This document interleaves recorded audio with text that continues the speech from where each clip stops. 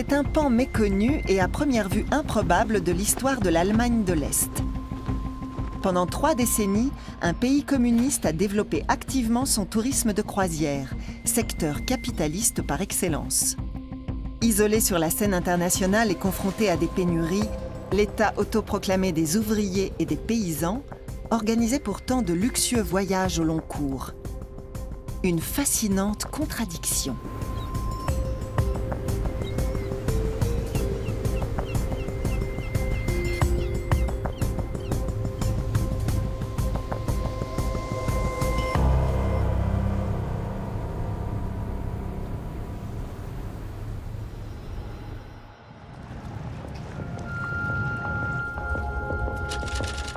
Rostock, sur la côte de la Baltique.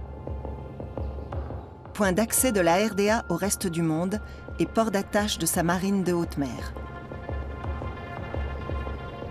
Tout un équipage se prépare avant le prochain appareillage.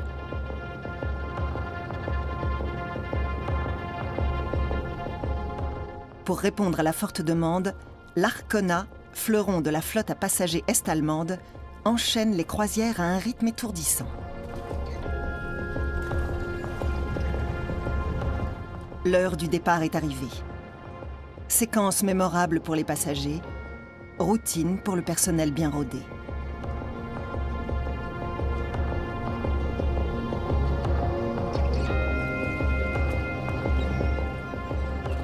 Pourtant, en cet automne 1989, beaucoup pressentent que ce voyage ne sera pas comme les autres. Dieter Rach se trouve à bord. Voilà plusieurs années qu'il est le responsable des activités sur l'Arcona. On a emprunté un itinéraire complètement inédit, puisqu'après Warnemünde, on a mis le cap sur Lisbonne. Auparavant, ça aurait été impensable. Car la liberté de circulation n'existe pas pour les Allemands de l'Est. Et les passagers sont surveillés de près comme en RDA. Des représentants du parti unique, le SED, sont présents à bord, de même qu'un commissaire politique. À l'automne 1989, l'Arcona laisse derrière lui un pays à la veille d'un tournant historique.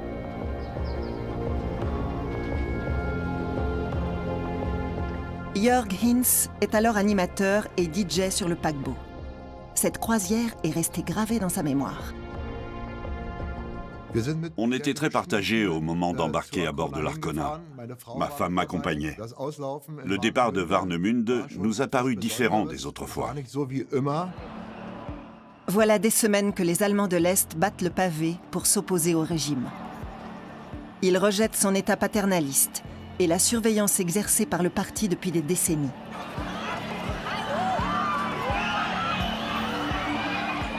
Tandis qu'à terre on manifeste pour la liberté, l'Arcona s'éloigne du littoral lourdement gardé et entame un voyage inoubliable. On était aux petits soins pour les passagers, comme lors des autres croisières. Mais il régnait déjà une atmosphère particulière. Cela dit, c'était encore assez calme. Tout le monde était dans l'expectative.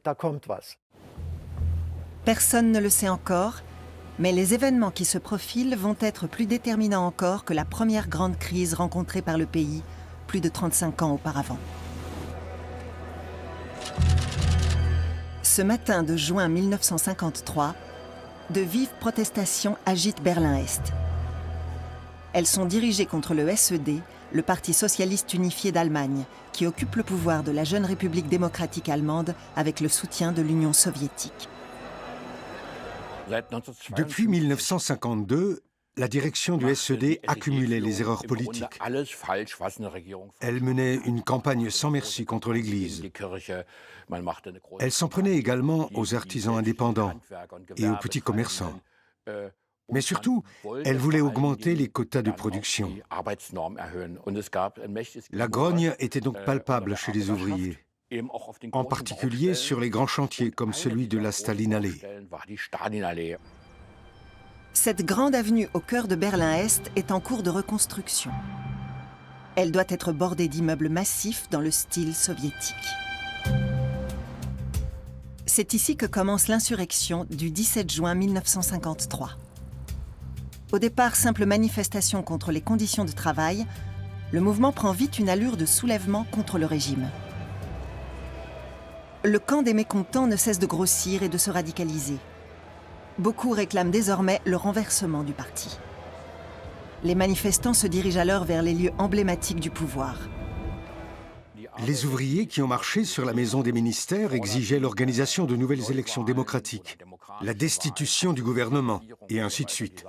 Ils estimaient qu'un pouvoir qui s'était à ce point fourvoyé devait démissionner. Un mauvais ouvrier aurait été renvoyé sur le champ. Et il était donc temps de mettre les dirigeants dehors.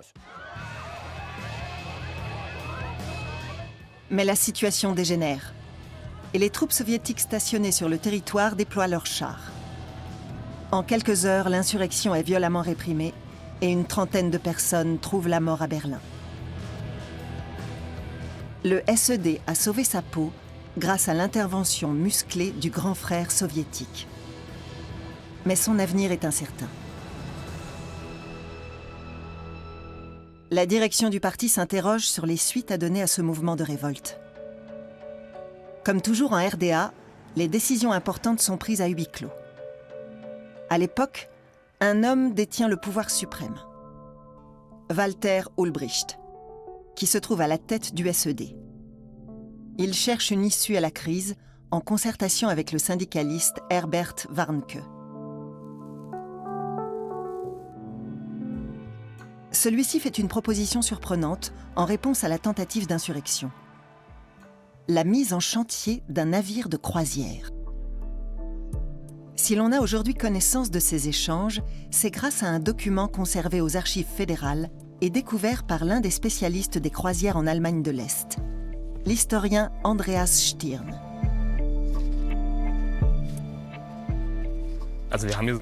On peut dire que c'est un document fondateur pour l'histoire des croisières en RDA. J'étais ravi à l'époque de le dénicher dans un dossier d'archives consacré à Walter Ulbricht. Cette note est une proposition de Herbert Warnke, qui était alors à la tête du FDGB, l'organisation syndicale étatique. Il voulait que le syndicat fasse construire un paquebot de croisière. Mais les manifestants réclamaient des salaires justes et des élections libres. D'où vient cette idée? Je vous la lis. Construction d'un navire de plaisance pour le FDGB. 2 à 3 000 tonnes, 200 passagers environ choisis parmi les meilleurs ouvriers, baptisés activistes. Activistes du travail socialiste. C'est le nom donné en RDA aux travailleurs dont la productivité dépasse la norme requise par l'État. Walter Ulbricht est séduit par cette proposition. Les croisières seront à la fois une carotte et une récompense pour les plus méritants. Elles incarnent aussi la promesse d'un avenir radieux. Ces bateaux de croisière se veulent l'avant-garde de la future société socialiste, voire communiste. Ce sont des objets concrets sur lesquels on peut projeter des rêves. Le devenir de la RDA se jouera donc aussi sur l'eau.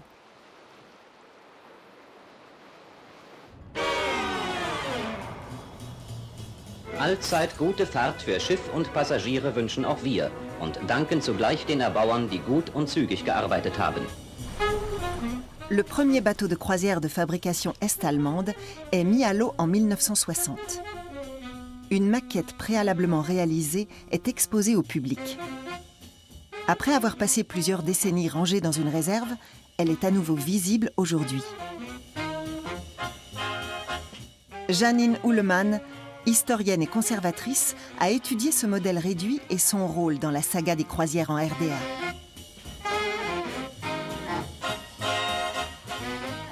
C'était un vecteur bien choisi pour mettre en valeur les technologies modernes et innovantes de la construction navale.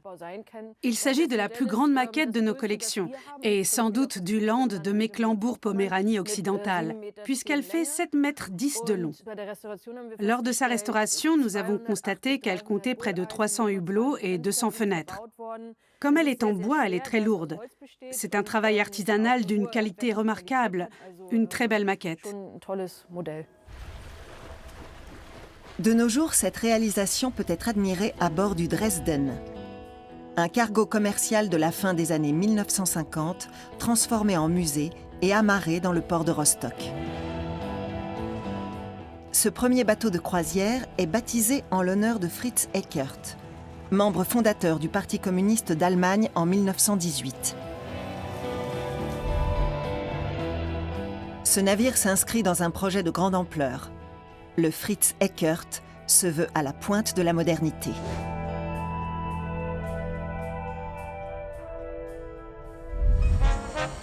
Bald wird sich die Bewegung der mächtigen Antriebswelle auf die Schiffsschraube des schwimmenden Ferienheimes übertragen, das am 1. Mai 1961 auf große Fahrt geht. Le moteur diesel du Dresden date de la même époque.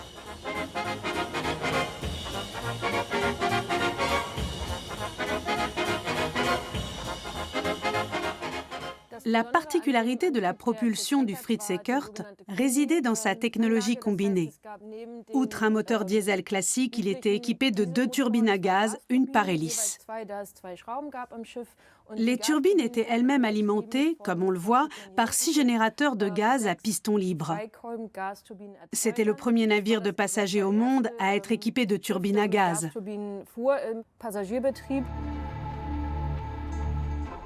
L'hébergement à bord du Fritz Eckert marque lui aussi une rupture. On voit ici que toutes les cabines sont identiques. Il allait de soi que ce navire devait être sans distinction de classe. Il n'était pas question d'avoir une première, une deuxième, voire une troisième classe, comme c'est souvent le cas aujourd'hui. Le socialisme imposait que le Fritz Eckert soit un navire pour tous les travailleurs, sans passe-droit.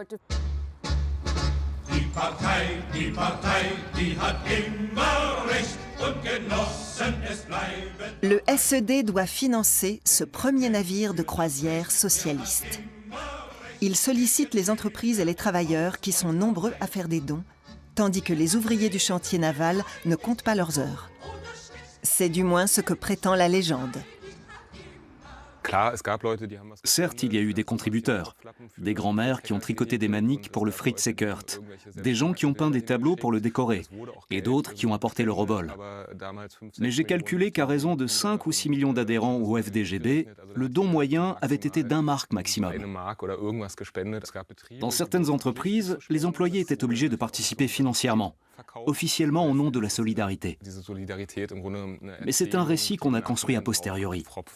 Quand on étudie de plus près cette belle histoire, il n'en reste pas grand-chose.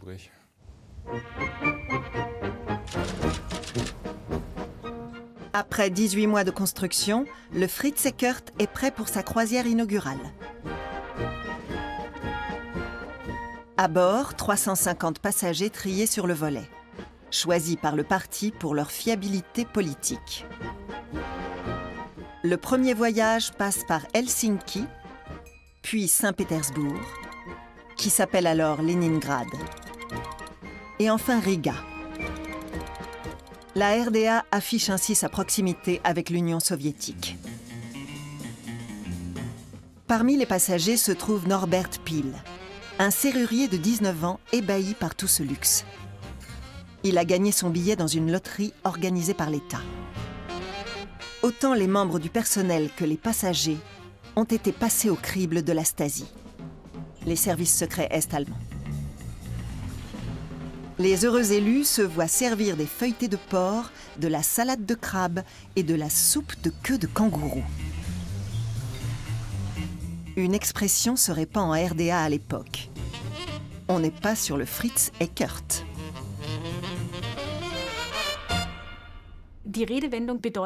Cette formule voulait dire qu'il existait beaucoup de vœux irréalisables dans la vie et qu'on ne pouvait pas tout avoir.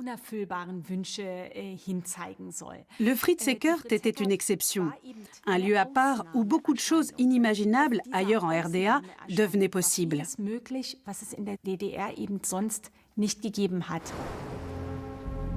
Les croisières subventionnées par l'État n'ont rien de nouveau.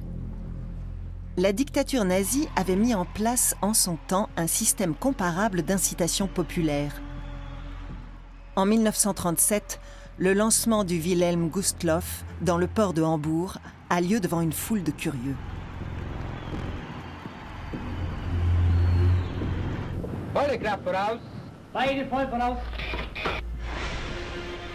Le paquebot sillonne la Méditerranée, l'Atlantique et les eaux scandinaves. Les nazis vantent sa politique de prix égalitariste. Une croisière de 5 jours en Norvège coûte alors 50 Reichsmark, environ 350 €. Bon nombre d'Allemands qui n'ont jamais quitté leur village découvrent le vaste monde. Les croisières nazies et est-allemandes ont plus d'un point commun. Dans les deux systèmes, les paquebots étaient officiellement estampillés « navires de travailleurs ». Ils étaient censés être autant que possible à la disposition du peuple allemand, des classes laborieuses. Dans les deux dictatures, ils étaient en outre au service de la propagande. Il faut le dire, c'étaient des navires de l'État qui servaient des objectifs politiques bien précis, présentés comme tels au grand public. Le vaste complexe balnéaire de Prora, bâti au bord de la mer Baltique sur l'île de Rügen, fait partie du même projet global. Conçu pour accueillir 20 000 vacanciers simultanément, il restera inachevé en raison de l'entrée en guerre de l'Allemagne. Le long des bâtiments qui s'étendent sur près de 5 km, d'énormes embarcadères sont prévus pour accueillir les bateaux de croisière. Conformément à la propagande, cette station de villégiature est destinée à souder la communauté ethnique allemande.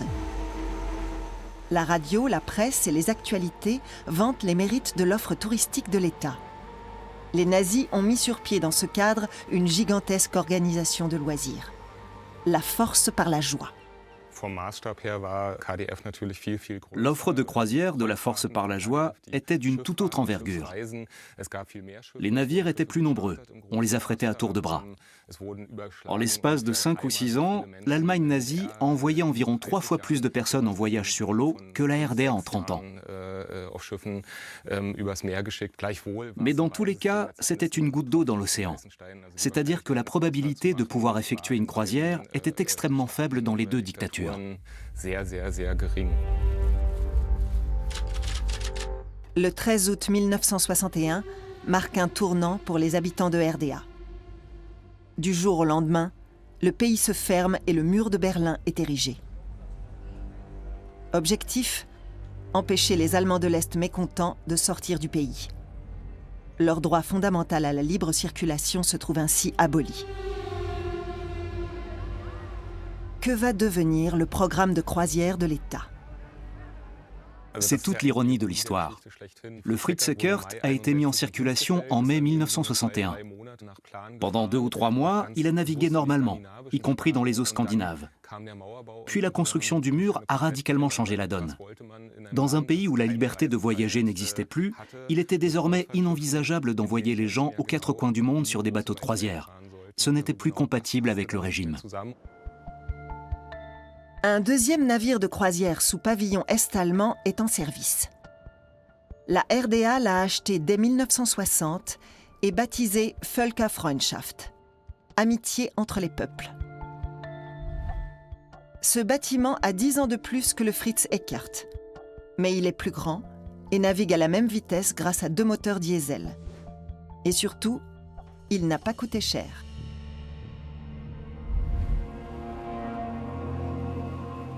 Car il a une histoire tragique. Une nuit de juillet 1956, 2 paquebots entrent en collision dans le brouillard de l'Atlantique Nord. L'Andrea Doria, paquebot de luxe italien, coule au petit matin. Le Stockholm, sous pavillon suédois, parvient à gagner New York, où ses graves avaries sont réparées. Mais son image est désormais ternie dans son pays d'origine. 4 ans plus tard, la RDA rachète le Stockholm, qui effectue alors sa première croisière sous son nouveau nom, avant même l'inauguration du Fritz Eckert. Uta Vögelsänger a travaillé pendant 11 ans sur ce paquebot au passé mouvementé.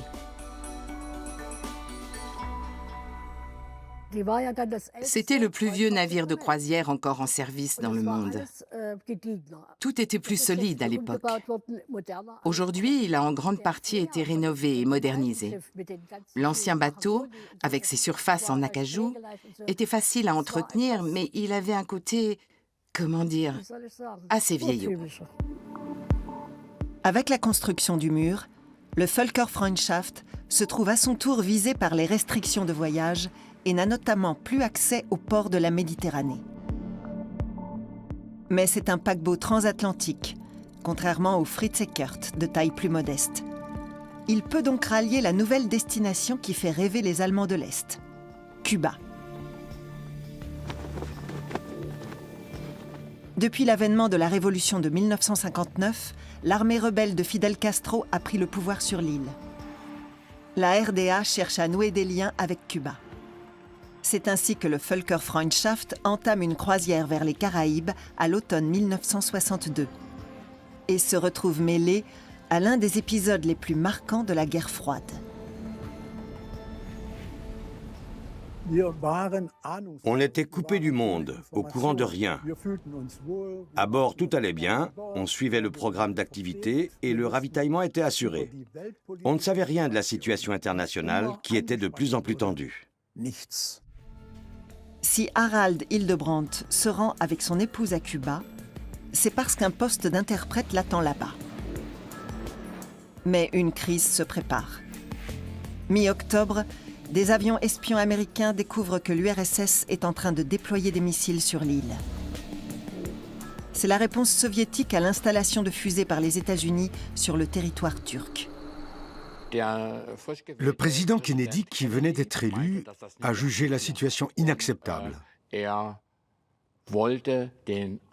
Pour contraindre l'URSS à retirer ses missiles, il a imposé en octobre 1962 un blocus naval à Cuba. On peut dire sans exagérer qu'à cette occasion, le monde est passé tout près d'une guerre nucléaire. Aucun bateau ne peut faire escale à Cuba sans l'autorisation des États-Unis. Pas plus le Völkerfreundschaft qu'un autre. Des navires de guerre américains lui barrent la route. Ces bâtiments ont échangé des signaux lumineux en morse avec le Völkerfreundschaft. Il y a eu quelques malentendus concernant son origine et sa destination. Le nom de Rostock ne disait rien aux Américains. Des avions de la marine sont passés à 50 ou 100 mètres au-dessus de nous. Le suspense était haletant. Il y avait beaucoup de peur, voire de panique dans l'air. La tension est à son comble.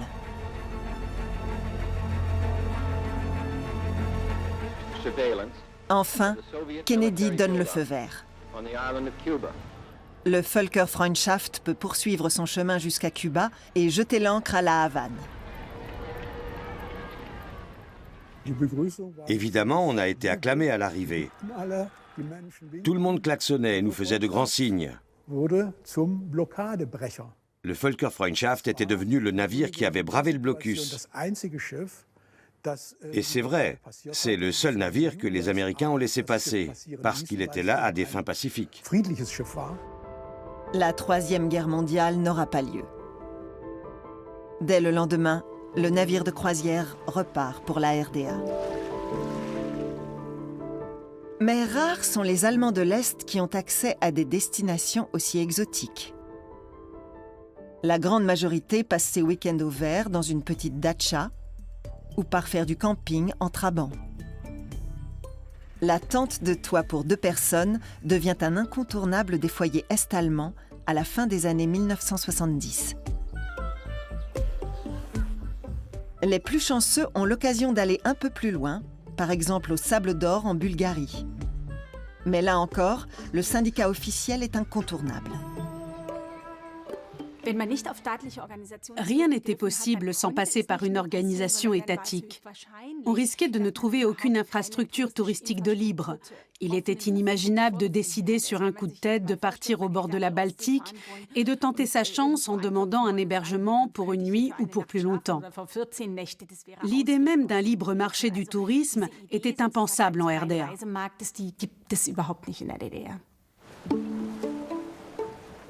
Le pays connaît pourtant un essor touristique depuis les années 1960, en dépit ou peut-être en raison de son grand isolement. L'envie d'ailleurs n'en est que plus grande.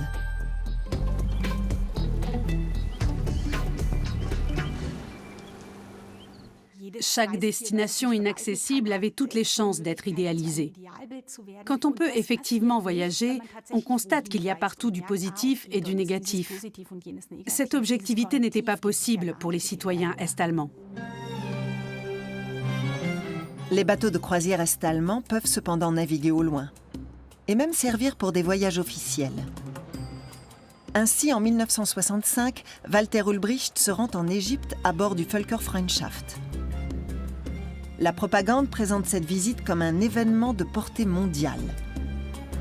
Le voyage a été minutieusement préparé. Tout le bateau était en effervescence. Les tapis avaient été changés, les couverts aussi, mais on ne savait pas ce qui se tramait. On est resté jusqu'à 3h30 du matin pour tout cirer et nettoyer. Ensuite, ils nous ont réunis dans la salle de cinéma et ils ont appelé les noms de ceux qui partaient. Je n'en faisais pas partie. Je me suis dit, ça va pour cette fois, mais si ça se reproduit, j'irai plutôt travailler sur les bateaux de croisière de l'Elbe. C'est le parti qui sélectionne les participants à cette visite d'État. Tout doit être parfait, car Walter Ulbricht compte sur ce déplacement pour améliorer son image. En définitive, le bilan sera mitigé. Ulbricht n'avait aucun charisme. Il faut s'imaginer le contraste entre ce paquebot luxueux et ce petit homme. Ça n'a pas été le coup de com' qu'il espérait. Sa façon de parler, son accent de Saxe et son épouse assez terne cadraient mal avec ce bateau plutôt glamour.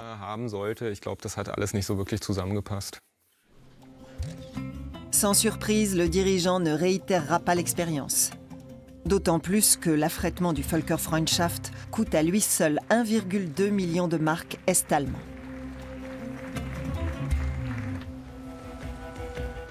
Automne 1989. Voilà une semaine que l'Arkona a quitté le port de Rostock. À bord, les passagers sont ravis d'échapper quelques jours à l'atmosphère pesante qui règne en Allemagne.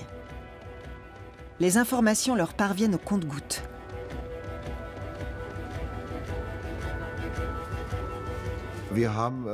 Si je me souviens bien, on attendait tous les soirs avec impatience les nouvelles diffusées par haut-parleurs pour savoir ce qui se passait au pays.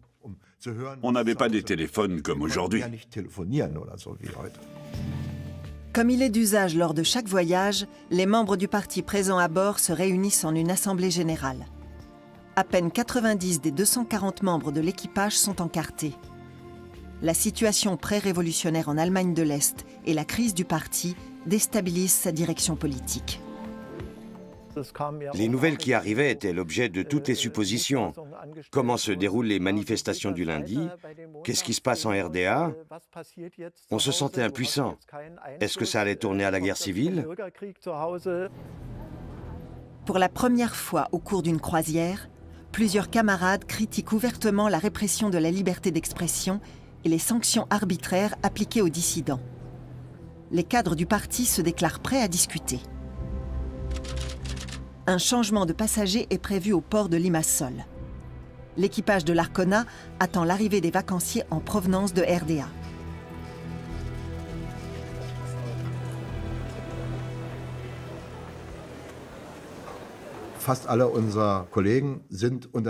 La plupart de mes collègues sont partis à droite, à gauche.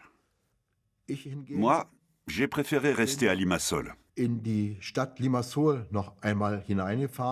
Je suis entré dans un magasin d'électroménager.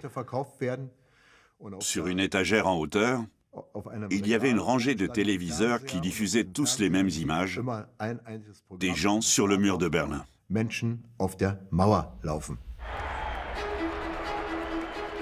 La capitale allemande vit des heures historiques. C'est la fin de plus de 40 ans de règne du SED. À bord de l'Arkona, la nouvelle se répand comme une traînée de poudre, même si dans un premier temps, l'incrédulité et l'incertitude dominent.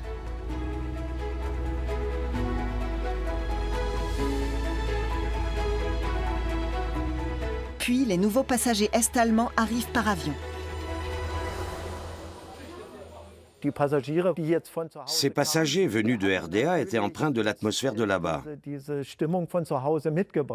Ils chantaient en chœur « Nous sommes le peuple ».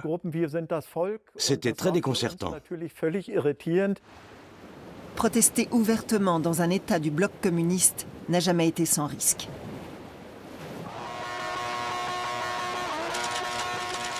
« 1968. Il n'y a pas que la jeunesse occidentale qui est sur les barricades. En Tchécoslovaquie aussi, la population réclame un socialisme à visage humain. La jeunesse est-allemande suit les événements avec passion. La Tchécoslovaquie était l'un des rares pays accessibles aux habitants de la RDA. Et beaucoup s'y trouvaient pour Pâques cette année-là. Il y avait un engouement particulier pour Prague. Déjà, on y allait pour profiter de cette ville merveilleuse, qui était nettement plus animée que les villes est-allemandes. Mais aussi pour savourer cette liberté nouvelle qui s'épanouissait un peu partout. En ce printemps 1968, le Völkerfreundschaft rentre d'une croisière à Cuba. Les bateaux est-allemands ne peuvent plus emprunter le canal reliant la mer du Nord et la Baltique, située à l'ouest. Ils passent par le Fehmarnbelt, un détroit séparant le Danemark de la RFA. Cet itinéraire est une aubaine pour les passagers désireux de passer à l'ouest. Le navire aborde le détroit dans la nuit du samedi au dimanche de Pâques, peu avant minuit. 2 bateaux de la marine ouest-allemande l'attendent. Ils ont été avertis qu'un Allemand de l'Est comptait saisir l'occasion pour tenter de s'enfuir.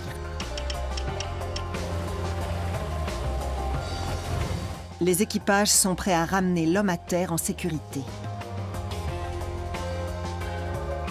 Le fugitif, un certain Manfred Zemig, donne le signal grâce à sa lampe de poche.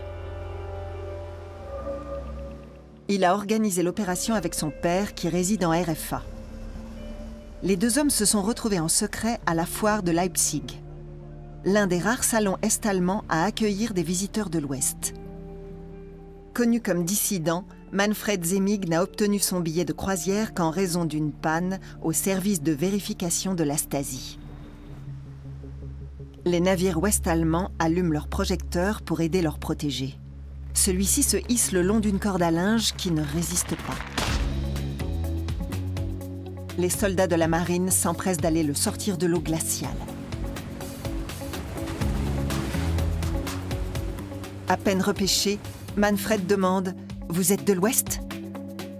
Au terme de cette fuite rocambolesque, il commencera une nouvelle vie en RFA. La presse ouest-allemande tient le compte des évasions réussies, organisées à partir des bateaux de croisière de la RDA. 233 au total. Mais à l'Est, des rumeurs circulent quant à la véritable identité de Manfred Zemig. Je connais cette hypothèse. On a raconté que c'était un espion, mais pour moi ça ne tient pas debout. Les archives de la Stasi indiquent qu'il s'agissait tout simplement d'un citoyen est-allemand mécontent de la collectivisation de son exploitation agricole. Il voulait passer à l'ouest et a donc cherché une solution après la construction du mur. Pourquoi un agent secret se rendrait-il en République fédérale de façon aussi peu discrète ? C'est un mythe créé de toutes pièces par la RDA, mais qui semble avoir la vie dure. Ceux qui manifestent en Tchécoslovaquie ne cherchent pas à quitter le pays. Ils croient en un socialisme démocratique. Mais en août 1968, les chars de l'Union soviétique et des pays frères viennent brutalement mettre fin au printemps de Prague. La RDA est prête à envoyer des troupes, elle aussi, mais Moscou refuse. Mars 1970, le Fritz Eckert rentre d'une croisière sur la mer Baltique. Ce sera la dernière.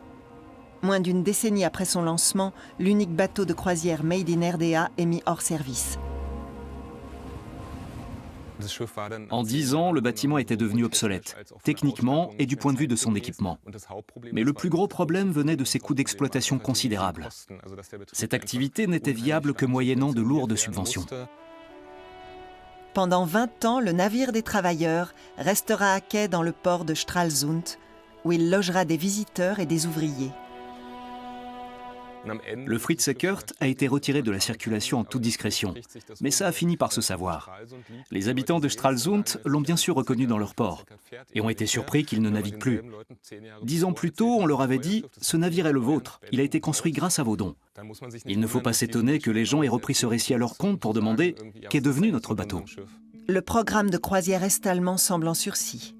Et Walter Ulbricht, qui tient son sort entre ses mains, n'est bientôt plus en mesure de prendre une décision. Le 3 mai 1971, Walter Ulbricht a été démis de ses fonctions de président du parti. Tous les pouvoirs ont été transférés à Erich Honecker, qui était un peu plus jeune et qui attendait son tour avec impatience.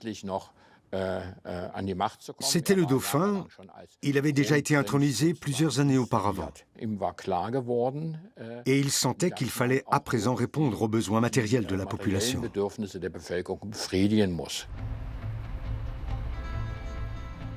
Plus question de limiter les dépenses. Erich Honecker mène une politique de confort matériel pour tous qui vise à renouveler le parc de logements et à améliorer la qualité de vie de ses concitoyens. Le SED espère obtenir un soutien financier de la part de la RFA. Depuis la visite à l'Est du chancelier Willy Brandt en 1970, les deux Allemagnes ont entamé un rapprochement. Le traité fondamental signé fin 1972 marque une embellie dans leurs relations. En mer, ces liens existent de longue date, car la RDA met occasionnellement ses navires de croisière à disposition de l'Ouest en échange de précieuses devises. Quand on naviguait avec des passagers ouest-allemands ou suédois, c'était autre chose. D'habitude, on était censé appeler tout le monde camarade. Mais là, on disait monsieur, madame, capitaine. Ça changeait tout. Pour les Allemands de l'Ouest, ces croisières sont une bonne affaire. Quant aux employés est-allemands, ils apprécient les généreux pourboires laissés par l'ennemi de classe.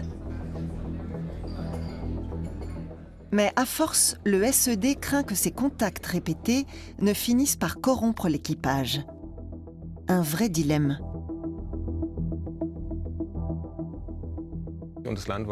Le pays avait absolument besoin de devises, et c'était une façon d'en engranger. Mais le prix à payer était peut-être trop élevé. La RDA subventionnait fortement les croisières à coups de marques de l'Est et dégageait ainsi des excédents de devises. Mais les passages par les chantiers navals devaient être payés en monnaies étrangères. Et chaque affrètement pour l'Ouest réduisait le quota de voyage disponible pour les Allemands de l'Est. Il y avait donc des inconvénients autres que monétaires à prendre en compte. Parallèlement, le Völkerfreundschaft est de plus en plus réservé à l'élite du parti. Très prisées, les croisières servent à récompenser les membres d'un certain âge et à s'assurer la loyauté des dirigeants. En 1983, c'est au tour de Katja et Heinz Stern de partir en voyage. Mes parents étaient journalistes. Ils travaillaient depuis longtemps au Neues Deutschland. Mon père possédait une certaine notoriété et ma mère avait fait une belle carrière. C'était un peu la star du journal. Après la mort de son père, Tanja Stern trouve dans ses affaires un journal de bord clandestin, dans lequel il a consigné ses impressions et ses réflexions.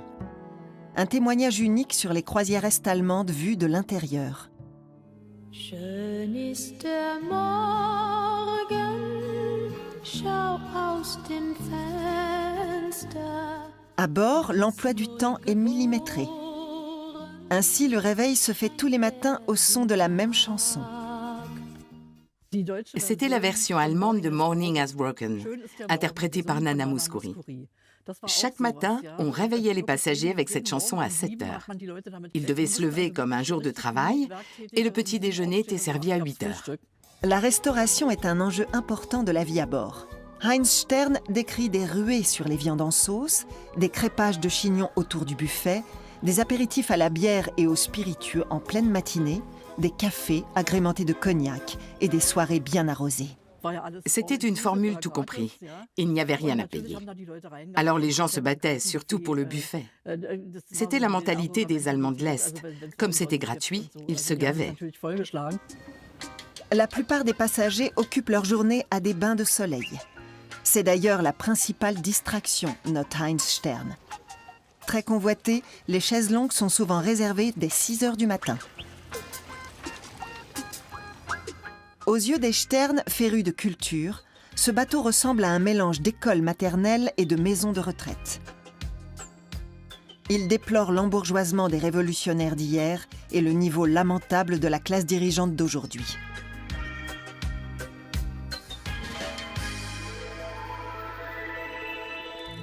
En cours de route, le Völkerfreundschaft fait escale dans différents pays amis.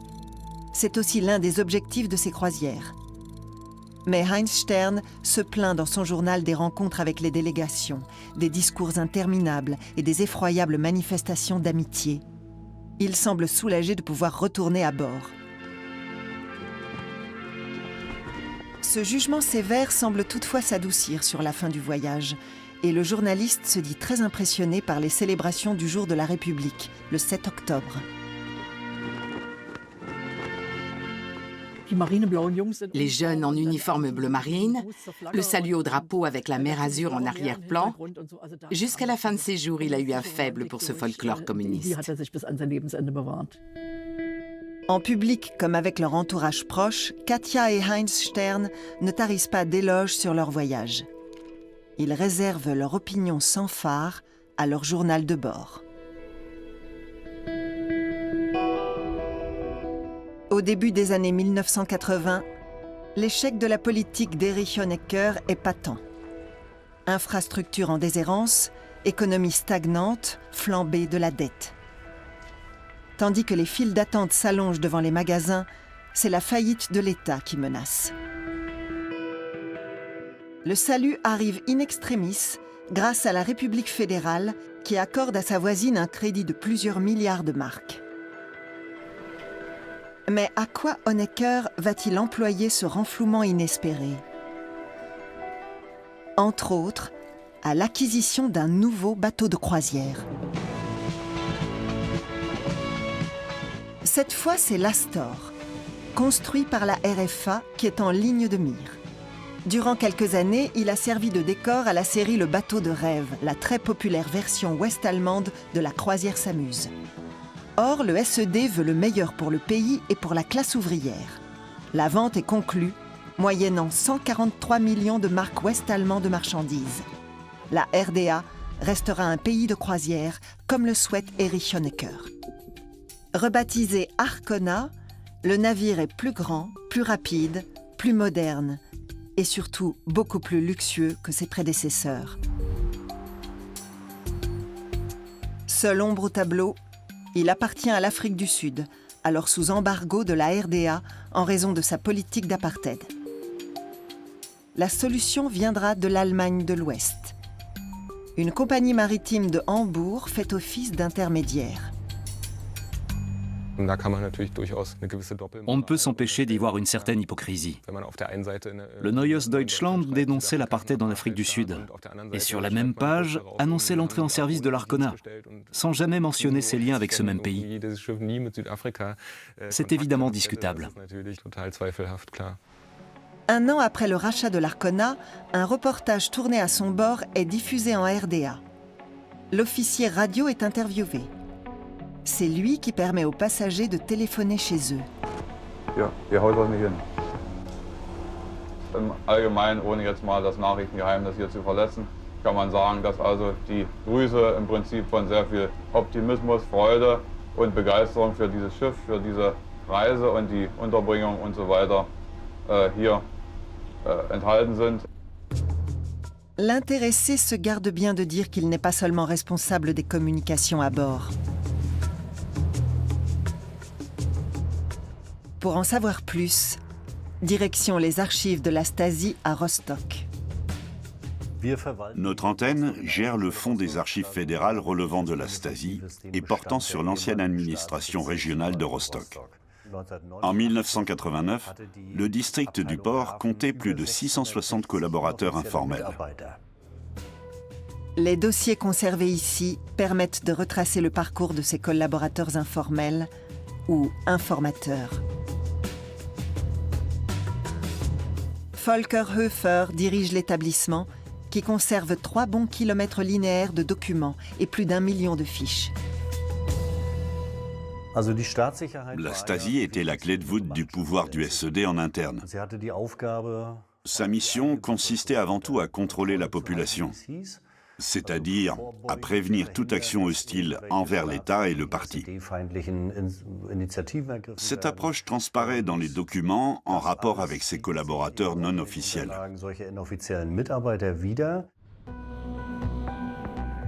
L'un d'eux, un informateur dont le nom de code est Andreas Falk, n'est autre que l'opérateur radio de l'Arcona. Il est chargé d'écouter les conversations radio de l'équipage et des passagers et de faire remonter tout propos suspect. Sur le bateau, les collaborateurs informels sont au nombre de 34. Leur recrutement est assuré par des officiers de la Stasi, comme le jeune Matthias B.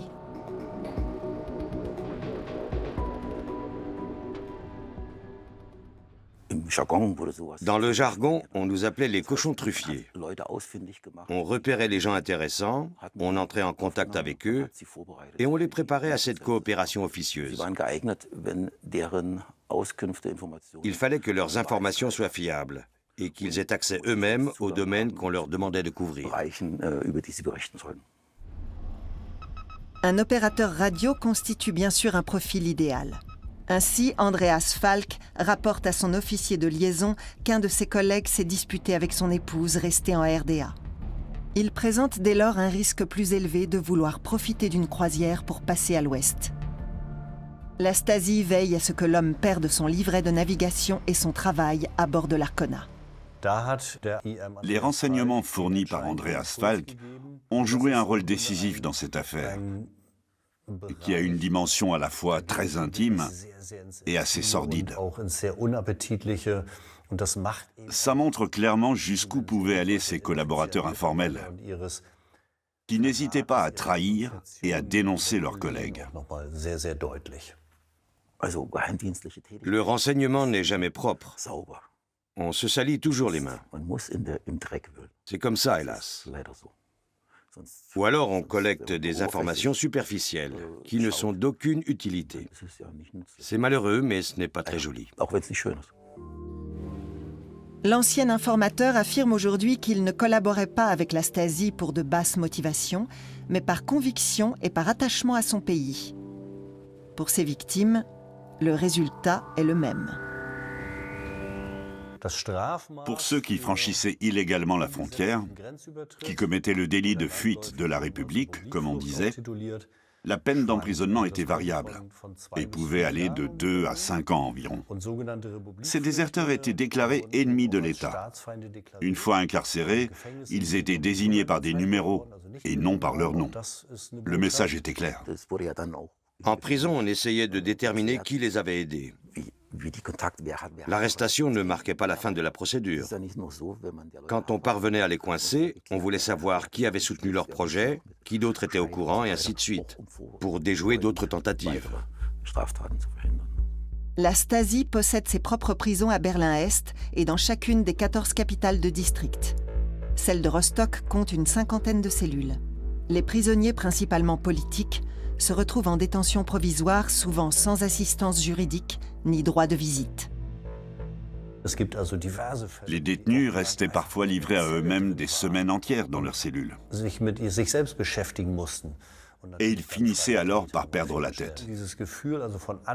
Beaucoup sont restés profondément marqués parce qu'ils se sont soudainement retrouvés à la merci de la police secrète, sans possibilité d'agir et sans le moindre recours juridique. 30 ou 40 ans plus tard, il arrive encore que le traumatisme remonte à la surface. Fin 1989. Nouvelle réunion du SED à bord de l'Arcona. Mais les rangs du parti sont clairsemés. De nombreux camarades ont démissionné. Ce revirement n'échappe pas au commissaire politique. À ma connaissance, le commissaire politique a été relevé de ses fonctions assez rapidement. Il a dû libérer sa cabine confortable pour se contenter d'une autre, plus modeste. Et il n'en est plus ressorti. Le 19 décembre 1989, les passagers de l'Arcona retrouvent une Allemagne transformée. Moins d'1 an plus tard, Le 3 octobre 1990, la RDA disparaît. Le même jour, l'Arcona est officiellement mis au service de la République fédérale d'Allemagne, et avec lui son équipage.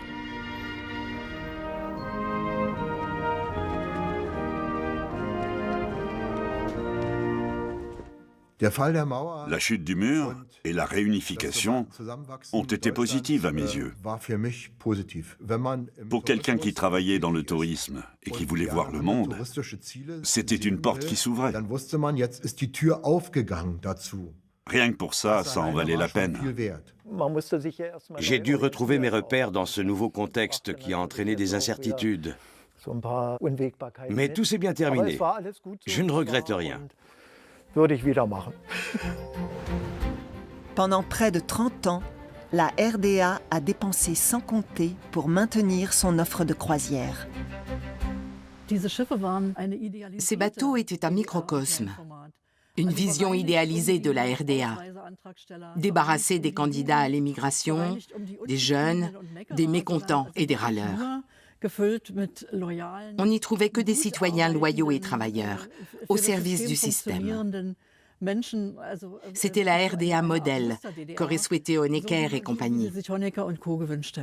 Un paquebot de croisière est aussi une structure où chacun a sa place et où tout doit être réglé comme du papier à musique pour que le fonctionnement soit assuré. Je pense que la RDA aurait voulu atteindre cet idéal. Mais quand on regarde de près la réalité, il y avait beaucoup à redire, dans le pays comme sur ces bateaux.